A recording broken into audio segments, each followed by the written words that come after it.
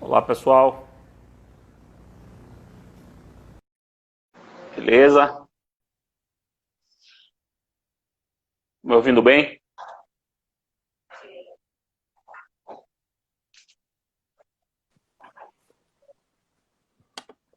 E aí, Rei? Alô? E aí, Rei? Tá me ouvindo? Não tô te ouvindo, Fred. Tá me ouvindo, não? Não tá me ouvindo?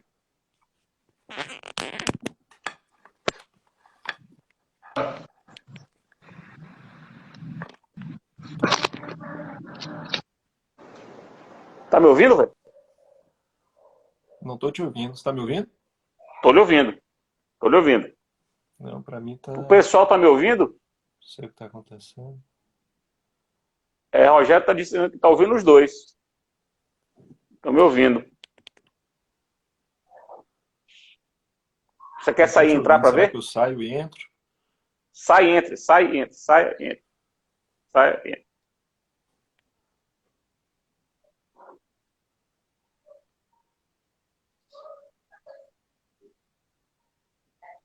Sai, entre, velho.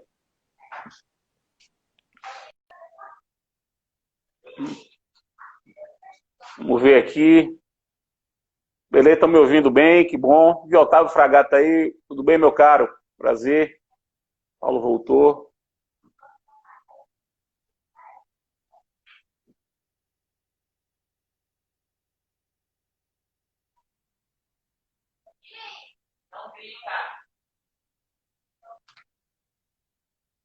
Eu coloquei Paulo aqui, mas parece que não funcionou.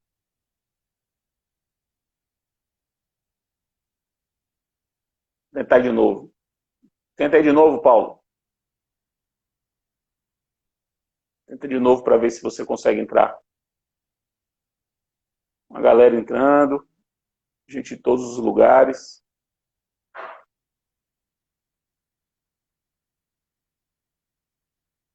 Deixa eu ver se eu acho.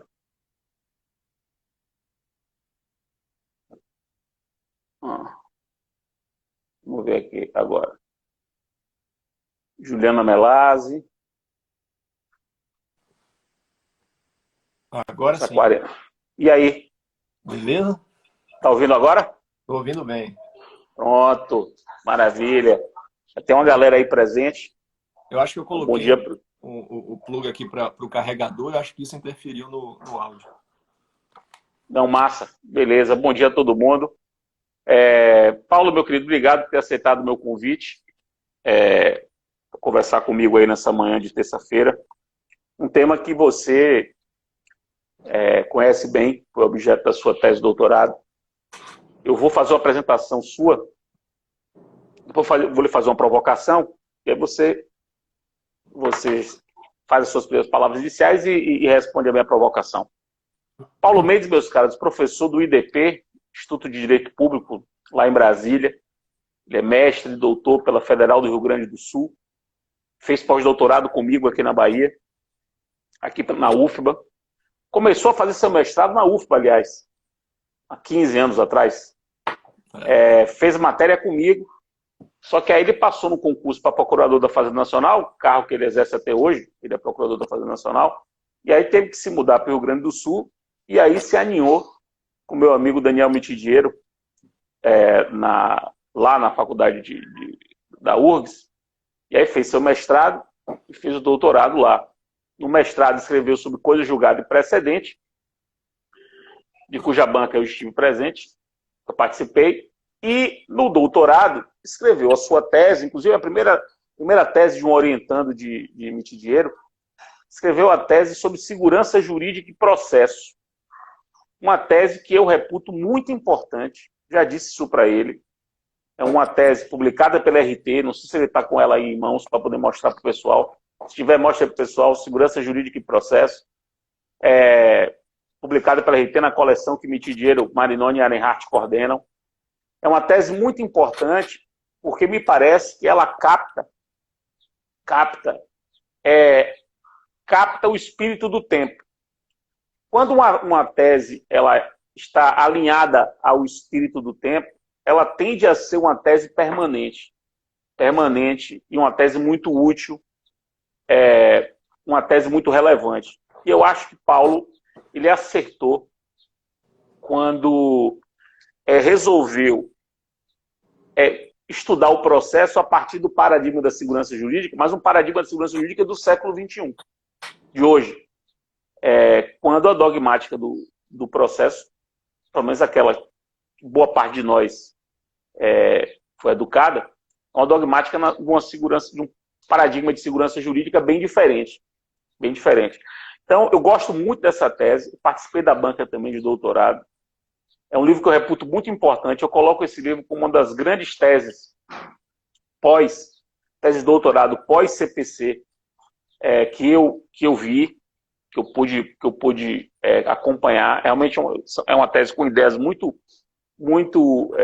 interessantes, boas sacadas, e é uma tese que faz, a meu ver, faz jus à escola da URGS, porque é uma tese que dialoga com pilares daquele pensamento, não só o pensamento de Carlos Alberto Alvaro de Oliveira, o pensamento de próprio Daniel Mitidiero, orientador, como o pensamento de Humberto Ávila, não por acaso também membro da banca de doutorado. Então isso é muito interessante, sem perder a baianidade, porque Paulo é baiano. Eu deixei para falar isso por último, mas Paulo é baiano. E aí voltou à Bahia para fazer o pós-doutorado comigo. Ele tinha me largado lá em 2005, voltou à Bahia para fazer o pós-doutorado comigo. Então, Paulo, feita essa apresentação sua, eu vou lhe passar a palavra para as suas primeiras palavras, mas já lhe faço uma provocação. Eu queria que você apresentasse as principais teses que você defende na sua tese, aquilo que você reputa seja uma boa contribuição, uma contribuição que você acha que deu no seu trabalho. Eu gosto sempre de perguntar isso para as pessoas, o que a pessoa acha que fez de bom, para saber em que medida anda a sua autoanálise. Bom dia, meu querido. Seja bem-vindo. Bom dia, Fred. Primeiro, falar da minha alegria de estar aqui contigo. Você sabe que, apesar de eu ter saído da Bahia por razões da Procuradoria, né? Não tinha vaga na Bahia, eu tive que ir para Brasília. E do coração. Não, mas isso inicialmente, né? Aí eu fui para Brasília. Fui para Brasília. E aí... Mas nós nunca perdemos o contato, né, Fred? Porque apesar de ter começado a fazer o mestrado lá, eu fui para o Rio Grande do Sul estudar lá, em grande medida guiado por você, né? Não sei se você lembra, você me indicou o professor Carlos Alberto, e eu comecei meus estudos no Rio Grande do Sul com o professor Carlos Alberto.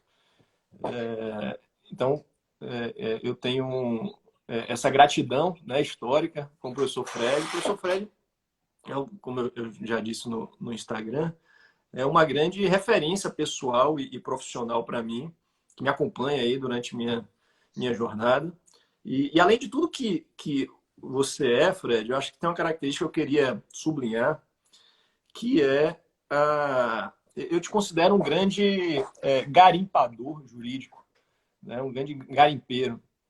Porque o Fred tem uma característica de, primeiro, como grande pesquisador que ele né? Ler tudo e ler tudo com atenção. E de buscar ideias que você acha relevante e divulgar essas ideias. Essa é uma característica que você tem, Fred, que é muito rara, muito rara.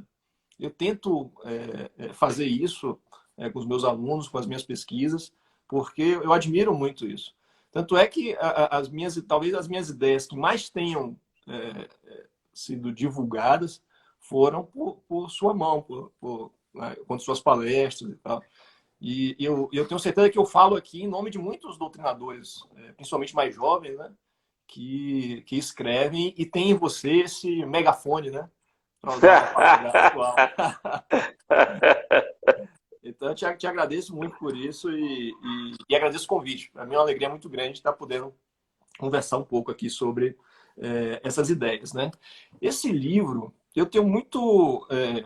orgulho dele, primeiro porque foi a pesquisa mais profunda que eu já fiz na minha vida, né? Então, eu parei minha vida para estudar sobre segurança jurídica e processo na ótica da flexibilização processual. E aí eu tive a hipótese da minha pesquisa foi verificar se um processo flexível ele era aderente à ideia de segurança jurídica. Ou seja, enquanto que muita gente falava que a flexibilização processual proporcionava insegurança jurídica, a minha ideia foi dizer o contrário, que a flexibilização processual era uma concretização da segurança jurídica. Isso é muita onda. É muita onda, né? Uma densificação da segurança jurídica. E aí, quando eu falava isso, todo mundo se assustava, né? Poxa, como assim? A gente vai ter um processo flexível e isso vai proporcionar segurança jurídica? E eu acho que essa é a grande contribuição, Fred. Se eu puder dizer em uma frase, a grande contribuição é identificar como um processo flexível promove segurança jurídica. E para chegar nessas conclusões, eu fiz uma pesquisa ampla histórica do direito processual civil e da flexibilização processual no Brasil, categorizando as fases processuais pelas quais nós passamos ao longo da história. Eu fiz uma pesquisa de direito comparado, né? Eu estudei o direito francês, direito inglês, direito português, especialmente. E fiz uma análise também da evolução do pensamento jurídico e um pouco de sociologia, para nós entendermos como é que se trabalha a ideia de segurança jurídica. Mas um ponto que eu queria chamar a atenção, Fred, é que muitos doutrinadores, ainda hoje, colocam a ideia da segurança em conflito permanente com a efetividade. Que nós teríamos, portanto, no processo, um conflito entre a segurança do respeito às garantias processuais, enquanto que o processo também precisava entregar resultados, ser efetivo.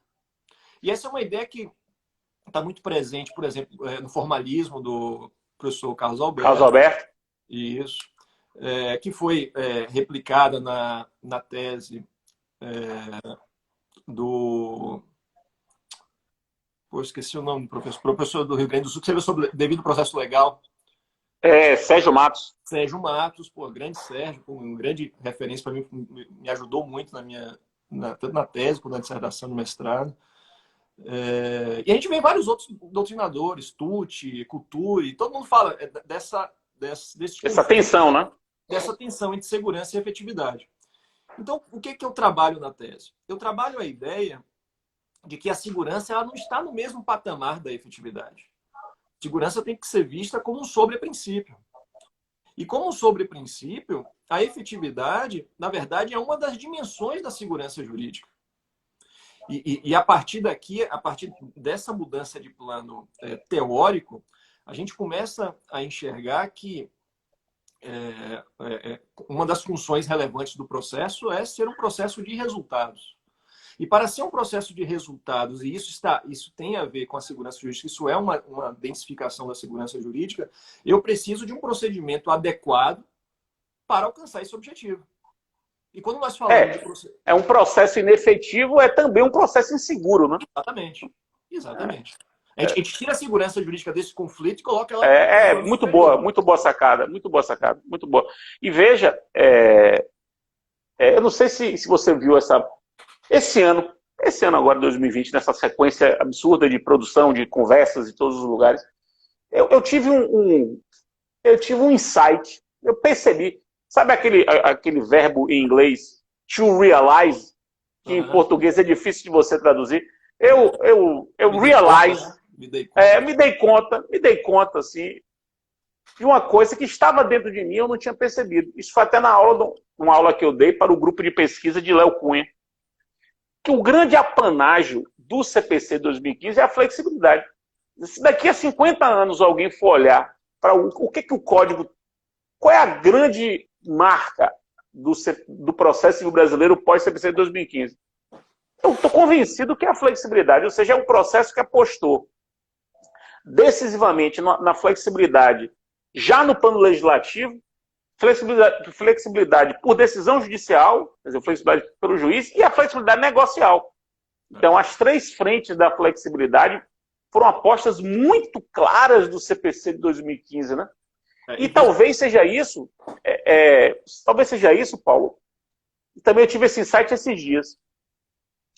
Essa infraestrutura legislativa, que apostou tanto na flexibilidade em todas as suas dimensões, talvez tenha sido ela a grande responsável pelo fato de que, nada obstante a tragédia que a gente está vivendo, em várias frentes, no que diz respeito ao processo judicial, as coisas estão mais ou menos, se não normalizadas, ou andando. Estão caminhando, estão caminhando. Estão caminhando. E isso, eu acredito, se deve muito, me parece, a uma infraestrutura normativa que permitiu isso. Então, quando você vem dizer assim, olha, a gente pensou uma segurança jurídica para um tipo de processo rígido, estático, meio que duro,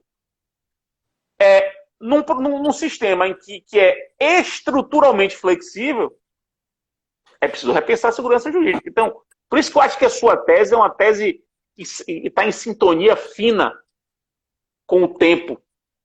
Eu acho isso muito importante, eu queria lhe dizer isso. Mas prossiga aí nas suas observações. Eu concordo plenamente, Fred,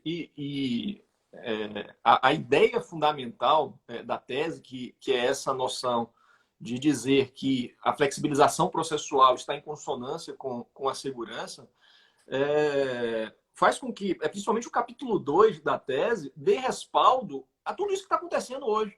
Todas as modificações que a gente tem legislativa e produções doutrinárias, a gente vê hoje muita produção doutrinária sobre, por exemplo, efetivação de execução por medidas atípicas, a flexibilização do 139, inciso 4, do ponto de vista probatório, né, dinamização do ônus da prova, intervenção de terceiro, a tese da Sofia, a tese do Minami sobre medidas atípicas. Então, todas essas ideias que são construídas a partir de um modelo de processo flexível, eu tentei conferir respaldo teórico do ponto de vista da segurança jurídica, do ponto de vista do Estado constitucional, para isso. Então, eu acho que você aprendeu bem a ideia do meu propósito, né? E uma coisa interessante também foi a seguinte: essa noção de segurança jurídica dinâmica, né, a partir de uma perspectiva dinâmica e não de uma perspectiva estática, eu confesso para você que essa minha virada de pensamento aconteceu muito na minha banca de dissertação no mestrado, com a arguição do Cabral. A tese de doutorado de Cabral é isso, né? A arguição do Cabral, de Cabral é isso. Na minha dissertação, teve um momento muito duro, né, entre os vários momentos duros, né, da arguição, e tem várias histórias boas também da banca de doutorado, mas ele me falou isso. Ele falou assim: Paulo, em algumas passagens do seu livro, eu tenho a impressão que você trabalha a coisa jurídica, a coisa julgada, ainda com uma visão do século XIX.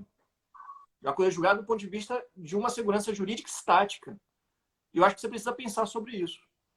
E a partir de então, eu comecei a trabalhar a ideia de segurança jurídica muito. A obra do Cabral não tinha sido publicada ainda, na minha dissertação de mestrado.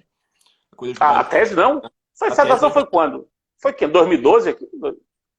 A dissertação foi em 2012. Ele defendeu em fevereiro de 2012. E não tinha saído ainda? Não tinha saído ainda. E aí eu não tive acesso à tese dele.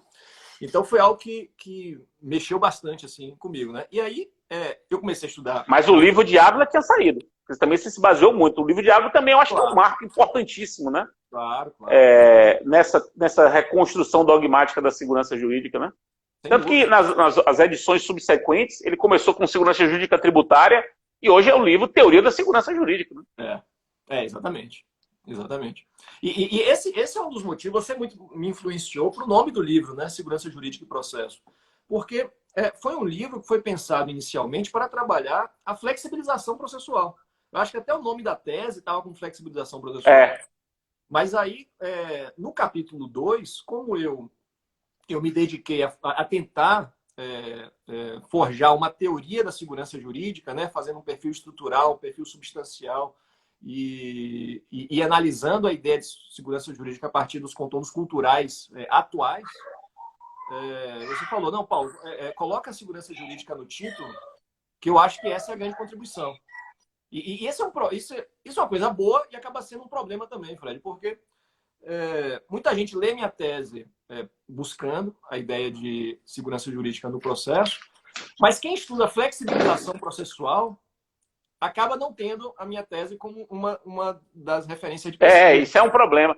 É porque a sua tese é uma tese sobre segurança jurídica e processo para um paradigma da flexibilidade, né? Para o paradigma da flexibilidade, é verdade. Embora, particularmente, eu faço muito questão de falar sobre isso e usar sua obra como referência. Ontem mesmo, não sei se você soube, e até tem gente aqui que estava ontem, eu fiz uma live ontem de noite, lá para a Faculdade Pitágoras da Conquista, e uma das perguntas que chegou foi sobre isso. Sobre juizado, né? Sobre juizado. Não, aí uma pergunta foi sobre como é que pode, como é que essas mudanças feitas por decisões judiciais e por negócios ficam com a segurança jurídica da estabilidade. E aí eu falei, olha, por acaso amanhã eu vou conversar sobre isso com o Paulo, e falei da sua tese, e eu disse que a grande sacada, o Cabral fez isso na tese de doutorado dele, o livro de Ávila também, que é, digamos assim, a obra primeira, assim, a obra-mãe, o marco teórico, tanto do trabalho de Cabral quanto do seu, sobre segurança jurídica, que é a ideia da segurança na mudança.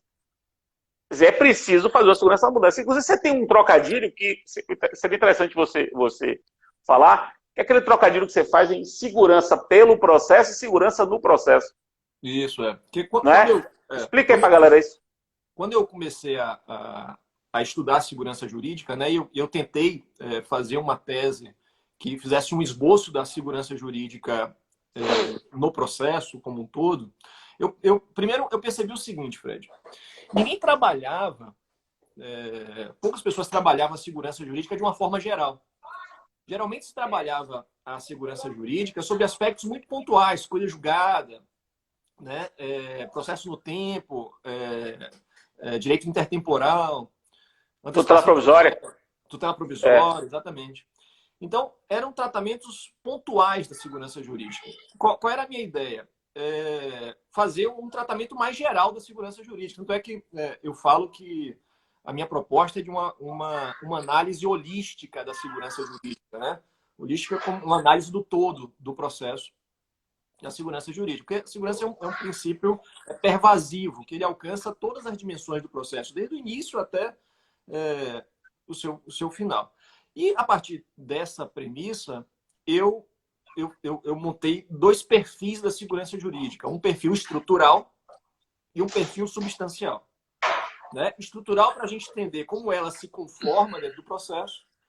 E substancial para nós percebermos que a segurança jurídica processual é algo muito aderente ao tempo e o lugar em que nós estamos situados. Então, é algo eminentemente cultural.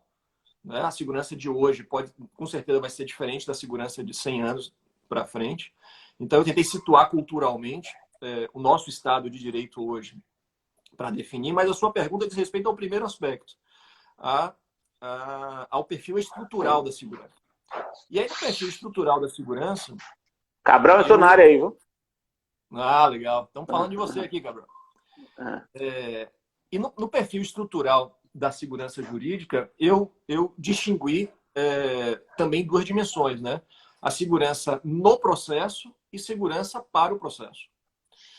E aqui tem a ver com aquela nossa premissa de tirar a segurança do conflito com a efetividade e trazer a segurança para um plano superior.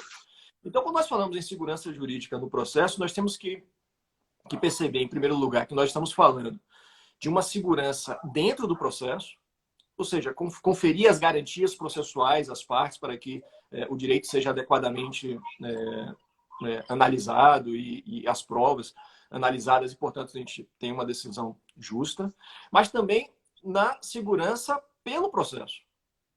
Ou seja, olhar a segurança jurídica também pelos resultados que o processo entrega à sociedade. E aí, na segurança pelo processo, eu também separo em duas ramificações. A segurança pelo processo se dá por meio das decisões nos casos concretos na efetividade da tutela jurisdicional, mas também na ideia de precedente. O processo também entrega essa cognoscibilidade do direito por meio da edição de precedentes. E me utilizando muito aqui da dupla finalidade do processo civil que o professor Claro. trabalha. É na linha de emitir dinheiro. É interessante, né? Você pensar, o processo tem de ser seguro, tem que ser um espaço de segurança para o exercício dos direitos. Então, seria a segurança no processo. Mas o processo tem de ser um veículo para reafirmar a própria segurança jurídica. Exatamente. E aí a segurança pelo processo. Essa é uma perspectiva que eu acho muito interessante, até porque facilita a compreensão de que não é possível falar em tensão, ou não se deve, né, falar em tensão entre efetividade e segurança, porque a própria ideia de efetividade é para viabilizar a segurança jurídica. Né? Isso é realmente uma coisa muito interessante. Muito interessante. E veja como essas ideias são fortes. Né? Essa semana, quinta-feira, eu teria uma live com o Cabral, que está aqui, para tratar do livro dele, que é um livro que acabou de sair, sobre regras de transição e processo administrativo e judicial. Está na agenda. Que é um livro para tratar sobre o 23 da LINDB, tratar sobre o 23 da LINDB, e é um desdobramento das ideias que ele teve na tese de doutorado de 2012. Então, beleza, estamos falando de uma tese de 2012, 8 anos e meio. Nesses 8 anos e meio, vem a LINDB em 2018, vem a sua tese, as coisas vem o CPC de 2015, né? Então as coisas vêm acontecendo, e a impressão que eu tenho, e que eu reafirmo hoje, e reafirmarei na quinta-feira, é de que esse é o espírito que a gente tem que perceber. Nós temos que construir uma dogmática que pavimente, para dar segurança, como toda pavimentação faz, que pavimente o caminho para que mudanças possam acontecer. Porque a mudança sempre vem. A mudança sempre vem. A mudança é inevitável. Ninguém pode ser contra a mudança, porque a mudança é um dado inevitável. Agora, você falou dos precedentes, eu já estava até na minha lista aqui, muito importante essa relação, e é uma forma de você casar com a linha do seu orientador, que é emitir dinheiro. Agora, eu queria lhe fazer vou dar dois temas, e eu queria que você conectasse esses dois temas com as suas ideias sobre segurança jurídica. O primeiro tema é o seguinte: as fontes do direito. No caso, especificamente do direito processual, que é o que nos interessa. Né? Eu queria que você fizesse uma consideração entre fontes do direito processual e segurança jurídica. E o outro é negócios jurídicos e segurança jurídica. Eu sei que o segundo caso você aborda bem na sua tese, mas é interessante como você conseguiu construir uma tese alinhada com as premissas de sua escola, de sua alma mater, mas que nesse sentido vão um pouco de encontro às premissas de sua escola, porque você se valeu de um repertório de ideias de sua escola para meio que abrir um caminho para que a sua escola reveja algumas posições. Quer dizer, isso é muito interessante também. Nesse sentido, você faz uma dupla homenagem. Você homenageia porque mostra a importância do pensamento, e homenageia quando chama para dançar, né? Quando chama para dançar. O dinheiro, se tiver aqui, deve estar dando risada. Mas é verdade, e ele é o que mais gosta disso. Se tem uma coisa que Mitch gosta de fazer, é chamar para dançar. Usando essa metáfora, né? Me falei, faça essas... Sim, claro. Isso é isso que é a graça da coisa. O Fred, o Michidiero, ele tem essa característica de alertar. Ele diz, olha, esse caminho eu acho perigoso, mas eu te dou as ferramentas para você seguir se você quiser. E isso é muito bom. Você tocou em dois assuntos que estão muito presentes, né, nas minhas pesquisas e são temas do momento. Né? E aí, voltando um pouquinho para a tese, quando eu começo a trabalhar a segurança jurídica do ponto de vista substancial, eu trabalho com dois conceitos chaves, que é a ideia de clareza normativa e de previsibilidade. Então, são elementos fundamentais para nós entendermos a segurança jurídica no processo. E aqui eu conecto um pouco com as ideias do professor Humberto Águeda. E clareza normativa, eu aproximo da ideia de cognoscibilidade do direito e previsibilidade da ideia de confiança e calculabilidade, que eu reúno na ideia de previsibilidade. Sobre fontes normativas, Fred, eu acho que a gente tem que trabalhar a ideia de clareza. O que eu quero dizer com clareza normativa? O direito, para ele ser seguro, ele tem que ser inteligível. Inteligível não só nas suas disposições normativas, mas inteligível no seu conjunto. No seu conjunto. Nós precisamos conhecer o direito vigente para poder tocar nossa vida, para poder exercer a nossa liberdade. Ninguém é livre se você não sabe as consequências das suas condutas. E daí a necessidade de segurança por meio de clareza, cognoscibilidade do direito. E aí entra a questão das fontes normativas. A gente tem uma ideia ainda muito arraigada nos operadores do direito de que processo civil só pode ser regido por lei federal. Isso é muito comum a gente ouvir os operadores de direito reverberando essa ideia. Só que, se a gente for olhar com calma esse tema, a gente vai ver que existem inúmeras outras fontes do direito processual que estão aí trabalhando, que estão atuando efetivamente. A gente tem uma tese belíssima da Paula sobre regras processuais norma de competência estaduais. E direito consuetudinário, tratados internacionais. Então, a gente tem várias fontes do direito precedentes agora, cada vez mais em evidência. E aí a gente começa a se perguntar, será que é isso mesmo? E aí até meu objeto principal de estudo aí contigo, no pós-doutorado, foi sobre os regimentos internos como fonte de normas processuais. Publicou um livro, inclusive. Se tiver aí, mostra aí pra galera esse livro, se você tiver por aí. Eu tenho aqui. Regimentos internos como fonte de normas processuais. Esse livro, que foi fruto dos nossos estudos aí, que foi você que me provocou para escrever sobre o tema, e no início eu ainda pensei, eu fiz, poxa, será que é o caso? E aí comecei a pesquisar, e aí me apaixonei pelo tema. É um tema totalmente conectado com a ideia de segurança que eu desenvolvi na minha tese, a partir dessa perspectiva. E aí eu desenvolvi uma teoria com base muito nas ideias do Humberto Águeda para dizer que esse era um modelo aderente a uma noção de segurança jurídica, os regimentos internos tratar de regras processuais, e uma teoria dogmática para poder explicar como isso está posto no nosso ordenamento. Então, eu tentei demonstrar que os regimentos efetivamente eles disciplinam regras processuais, podem fazer isso e tentei estabelecer limites para eles fazerem isso.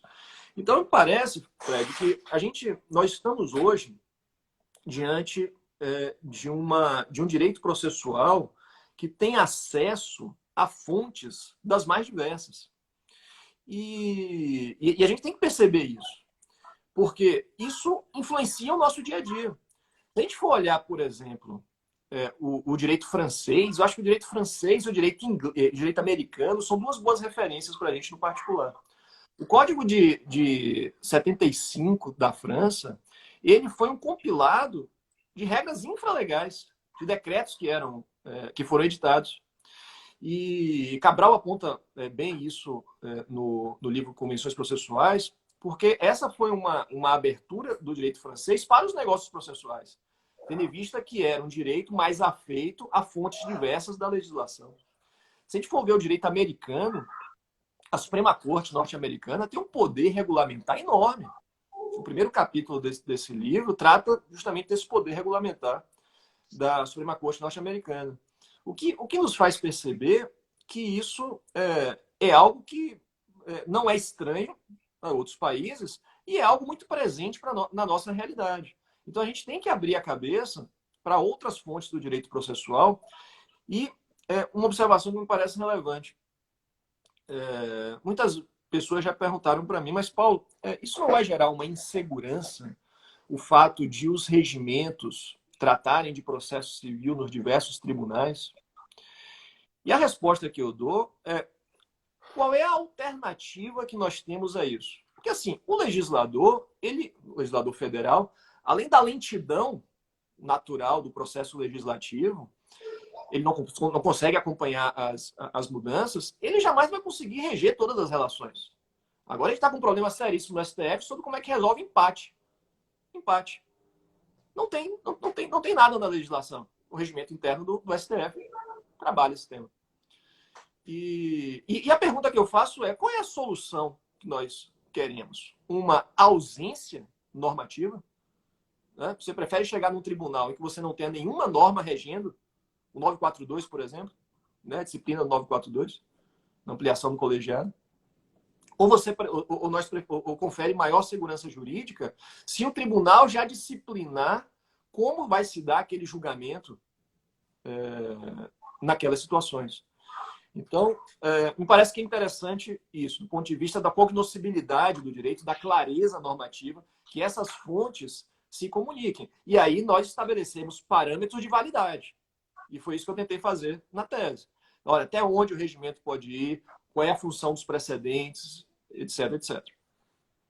E aí, veja que exatamente nessa linha que você está dizendo, foi o CNJ que rapidamente pôde responder à pandemia, suspendendo os prazos, por exemplo, do Brasil em abril, por resolução, e veja a importância histórica disso. Imagine você tendo que lidar com todas as frentes que você tinha que lidar logo no início da pandemia, pessoal, profissional, psicológica, você tendo que enfrentar isso tudo, readequar a sua vida e os prazos correndo.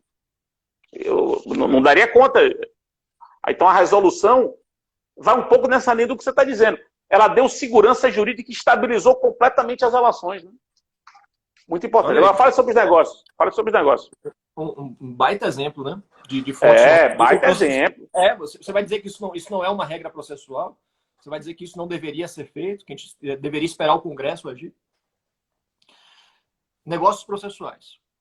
E aqui, Fred, eu queria fazer uma observação preliminar, que é uma das conclusões da minha tese, e que eu acho que é um registro histórico importante.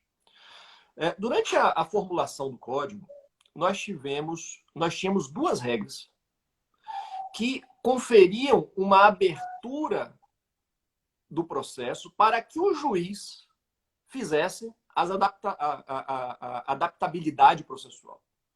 Ou seja, nós tínhamos duas cláusulas abertas que possibilitavam que o juiz, no caso concreto, verificasse se aquele procedimento ele respondia adequadamente às necessidades do caso concreto e pudesse ser adaptado.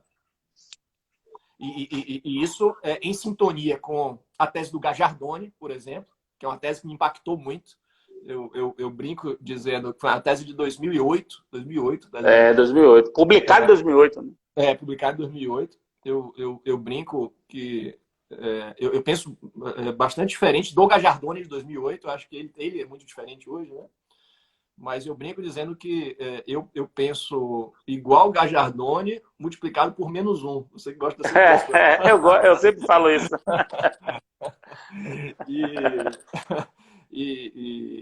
Uma das coisas que me inspirou a minha tese é que o livro do Gajardoni é muito citado nesse tema, né? E aí eu tentei desenvolver uma linha um pouco diferente. E essas cláusulas gerais foram inspiradas também na reforma do processo civil inglês, em alguma medida no processo civil francês também. E português também. Exato. Português também, sem dúvida. Inclusive a redação é muito semelhante à do Código Português. Era, né? Muito semelhante. Exato, era muito semelhante. Então, o que aconteceu? Nós tínhamos a elaboração de um novo código e essas duas cláusulas abertas. Houve uma reação da comunidade jurídica muito grande em relação a isso. Foi o campeão de audiência foi esse dispositivo. Teve um manifesto da OAB de São Paulo contra esses dispositivos. E veja que interessante, Fred, isso revela muito da noção de segurança jurídica do nosso tempo. Né? Isso para mim, é muito eloquente nesse sentido. Muito. E aí, o que nós tivemos no código? Esses dispositivos não foram aprovados e, em compensação, nós tivemos a aprovação do artigo 190 do CPC, que transferiu o poder de adaptabilidade atípica do juiz para as partes. Esse movimento legislativo, eu acho que é importantíssimo, Fred, como diretiva interpretativa de todo o Código. Não tenha dúvida disso. Isso não pode ser desconsiderado, sob pena de nós desconsiderarmos a produção democrática do Congresso Nacional.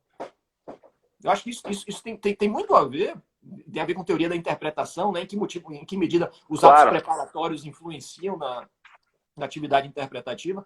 Eu acho esse histórico fundamental para a gente começar a pensar negócios processuais. Então, os negócios processuais, que a gente tem hoje uma cláusula aberta no artigo 190, eles são fruto de uma opção legislativa muito clara de tirar o poder de adaptabilidade atípica do juiz e transferir para as partes.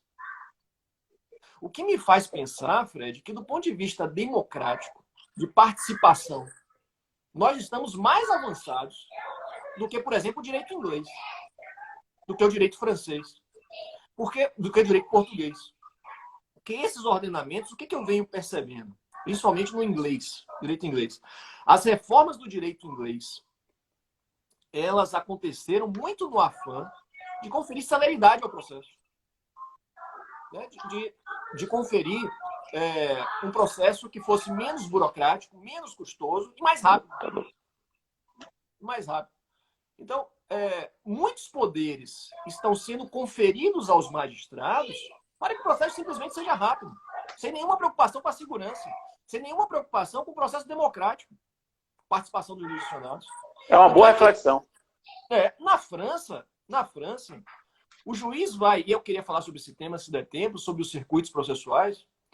Na França, o juiz pode definir os circuitos processuais, o caminho do procedimento, no início do processo. É bem verdade que, por meio de uma audiência, que eles chamam de audiência presidencial, e em diálogo com as partes, mas é uma decisão irrecorrível.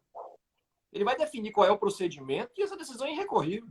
Na Inglaterra, a mesma coisa. O juiz, no início do processo, ele define quais são os caminhos que o processo vai tomar, de maneira, até um certo ponto, discricionária, e sem muita participação das partes.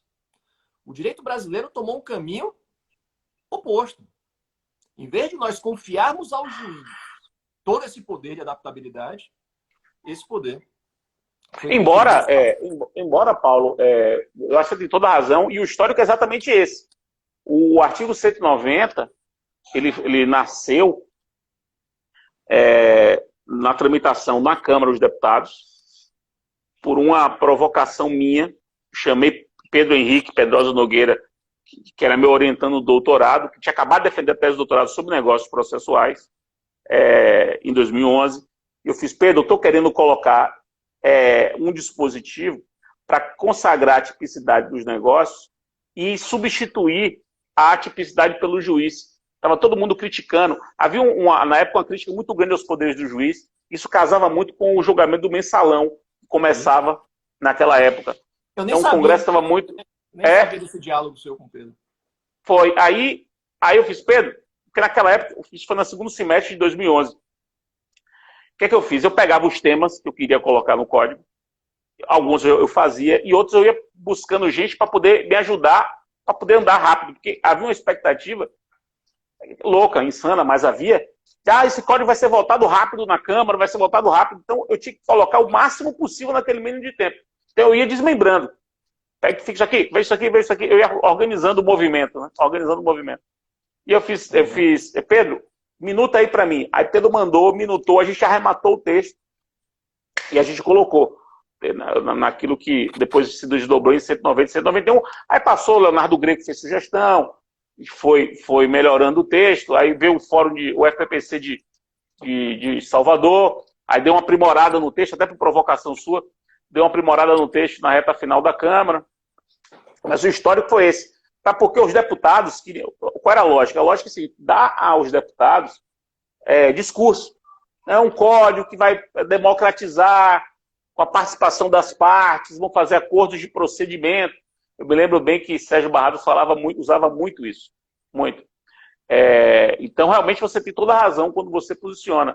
E como é interessante a gente ver que os negócios acabam sendo também uma forma de você viabilizar a segurança jurídica, né? Claro. Como você muito bem percebeu. Agora, olha só, deixa eu fazer mais duas provocações. A gente ainda tem aqui 15 minutos, mais ou menos, de debate, de conversa. Duas provocações. Quero que você fale um pouco a sua tese e a LINDB, que é a LINDB nova, né? As mudanças novas feitas na LINDB de 2018. A sua tese é anterior à LINDB. Em que medida se você já pensou em que medida a LINDB reafirma, né? Ou não, o que você pensou? Você sabe que eu estou entusiasta da relação da LINDB com o processo, tenho batido muito nisso. E eu queria que você falasse um pouco sobre o 926 do CPC. O 926 do CPC. E se ele também se relaciona com a sua tese, se você acha que tem alguma conexão daqueles deveres previstos no 926 e a sua tese sobre segurança jurídica. Esses dois pontos aí para você. Sobre a LINDB, tem tudo a ver, né? Acho que a sua live com o Cabral bem revela isso, não só pelo livro que ele escreveu, né? Mas pela ideia de nós termos estudar a segurança jurídica do ponto de vista dinâmico. Alguns pontos, Fred, me chamam bastante atenção. Em primeiro lugar, eu acho que foi uma grande conquista para o direito brasileiro, a LINDB. Tem muito material ali a ser trabalhado ainda, dogmaticamente, pela doutrina e pela jurisprudência. E eu chamaria a atenção, especialmente por alguns pontos. Primeiro, o artigo 23, que fala sobre regras de transição. Né? Eu acho que a ideia de segurança jurídica, do ponto de vista dinâmico, está muito claro ali. Né? O direito, a gente sabe que o direito não é estático, não é congelado no tempo. Então, nós temos que conferir segurança na mudança. Acho que esse é o ponto, né? Esse é o ponto.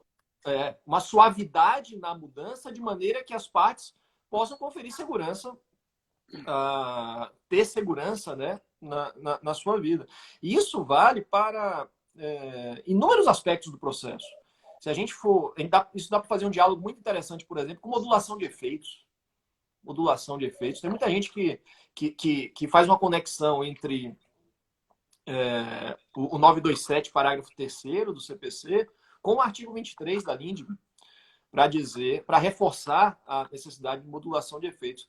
Tem um tema, Fred, que eu acho que se relaciona diretamente com esse artigo 23, que é a relação entre coisa julgada e precedente nas relações de trato continuado.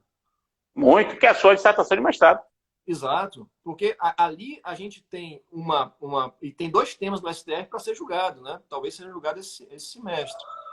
Que diz que quando você tem um precedente posterior, se a coisa é julgada, ela vai continuar. Se a coisa é julgada contrária, ela continua gerando seus efeitos para além do precedente. E essa tese que eu defendo me parece que está conectada com essas ideias.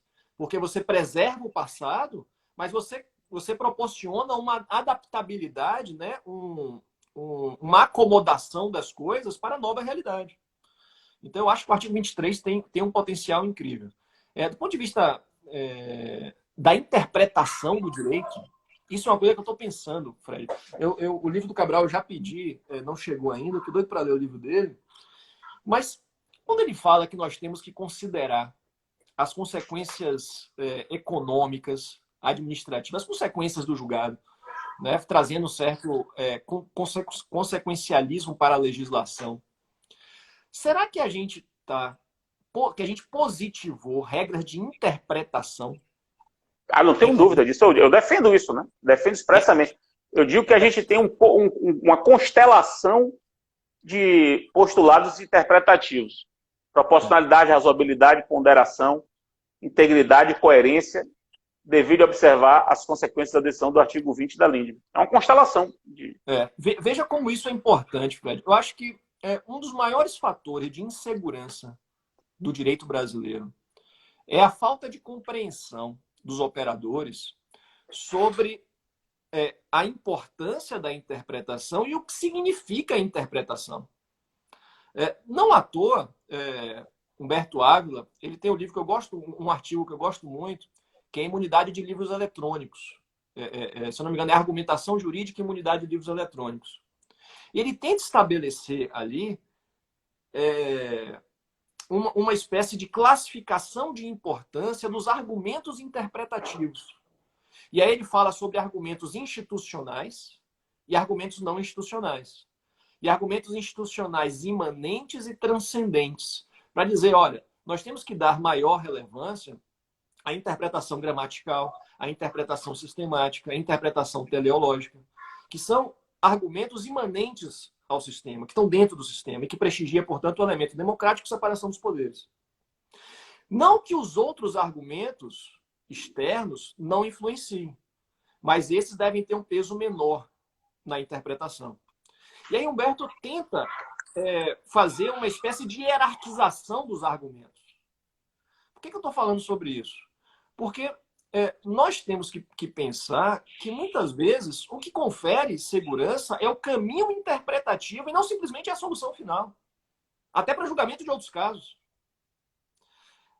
E daí a minha ponderação. Poxa, será que a gente não poderia positivar algum tipo de regra sobre diretivas interpretativas? E além de viver nesse sentido. Para dizer, olha, você tem que, na sua fundamentação, na fundamentação das suas decisões, você tem que levar isso em consideração. Seja para interpretar o direito, seja para definir quais são as consequências jurídicas e, eventualmente, trabalhar com a modulação ou algum tipo de regra de transição. Concordo. E o 926? 926. O 926 foi um artigo que, inclusive, você me provocou na época do pós-doutorado, né? No sentido da coerência, integridade e estabilidade do sistema. E foi uma provocação que eu achei muito interessante, que eu trago comigo sempre presente, Fred. Que você me disse, será que, quando nós pensamos em coerência e integridade, nós devemos olhar apenas para a legislação e para as decisões judiciais? Não, primeiro, apenas para a legislação, em primeiro lugar, direito como integridade e uma ideia de direito coerente. E me parece que não. Me parece que realmente a gente tem que avançar para pensar o direito de uma perspectiva maior. E aí, logicamente, trazendo o sistema de precedentes e trazendo as outras fontes normativas. Para as outras fontes normativas auxiliarem nesses deveres, né, de integridade e de coerência. E especificamente em relação à estabilidade, esse é um problema muito presente, né, Fred?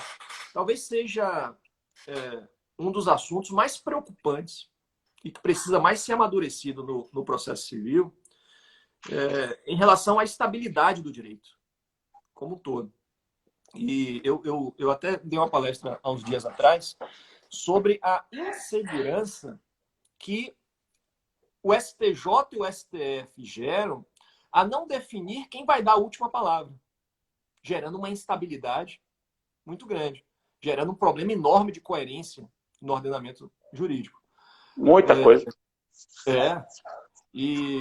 Então, o 926 talvez seja um dos principais artigos do Código, ao meu ver, que orienta a atuação do jurisdicionado, né? Não só na doutrina, como na jurisprudência também. E essa é uma observação importante, Fred. Quando a gente fala aqui de responsabilidade interpretativa, interpretação jurídica deveria ser uma cadeira permanente nas faculdades, obrigatória, e no final do curso. Para as pessoas entenderem quais são os limites da interpretação. Mas existe hoje, né? Hermenêutica jurídica é matéria obrigatória, né? Mas geralmente é vista no início do curso, Fred. Os alunos não estão maduros para isso. Eu acho que deveria ser algo que deveria ser mais trabalhado, e trabalhado numa perspectiva bem prática, colocar a teoria do direito, a teoria da interpretação para trabalhar, sabe? E eu acho que esse é um dos grandes motivos de preocupação em termos de segurança jurídica do direito em geral e do processo Em Eu especial, concordo. Na, você que é na um faculdade analítico. baiana, a faculdade baiana, a gente promoveu uma mudança do currículo no ano passado para colocar argumentação jurídica como matéria obrigatória. Veja, argumentação jurídica como matéria obrigatória e no início do curso. E hermenêutica jurídica ficou mais para frente. Portanto, vai costurando o curso com matérias que vão meio que desenvolvendo o seu raciocínio jurídico, né? Porque hoje, no fim das contas, isso o profissional de direito bem formado é aquele que argumenta bem. Esse não é o que conhece bem as leis. Você pode não saber a lei ser apresentada para você naquele momento, mas se você for bem informado, você consegue construir uma argumentação jurídica sobre aquela lei com alguma facilidade. Com alguma facilidade. Isso depende de uma formação sólida, né, Fred? Porque a gente não pode confundir argumentar bem com falar bem, né? Oratória. Oratória é forma, né? Oratória. A retórica tem um elemento formal, né? Performático, mas tem um elemento de conteúdo, né? De conteúdo, né? Substancial. Mas, meu querido, o negócio está terminando aqui. Queria agradecer você pelo excelente o debate, né? A conversa. A conversa vai ficar registrada, vai para o meu canal do YouTube. Então, quem não se inscreveu no meu canal do YouTube, se inscreva lá. Essa conversa vai ainda hoje para lá. Esse é o meu novo perfil do Instagram. Você sabe que eu fui hackeado 2 vezes. Inclusive, meu amigo Mazola está até assistindo aqui, está me ajudando nisso. E aí eu resolvi recomeçar a saga no Instagram.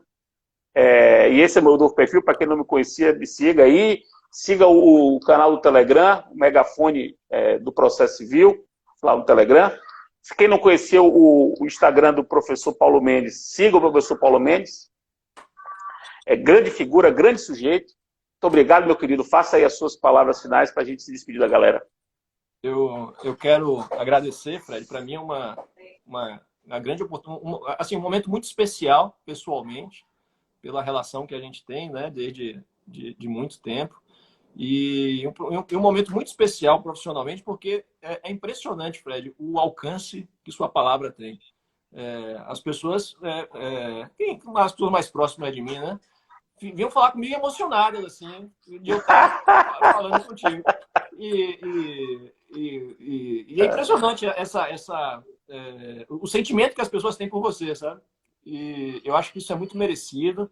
Isso reflete não só uma trajetória acadêmica belíssima que você está construindo, mas principalmente a pessoa que é Fred Didier. Então, eu agradeço muito pela oportunidade e dizer que eu fiquei muito feliz com a nossa conversa. Massa. Um abraço para Rinzo, nosso amigo peruano que está aí assistindo. Tá aí, né? Valeu, galera. Beijo. Bom dia para todo mundo. Valeu, abração.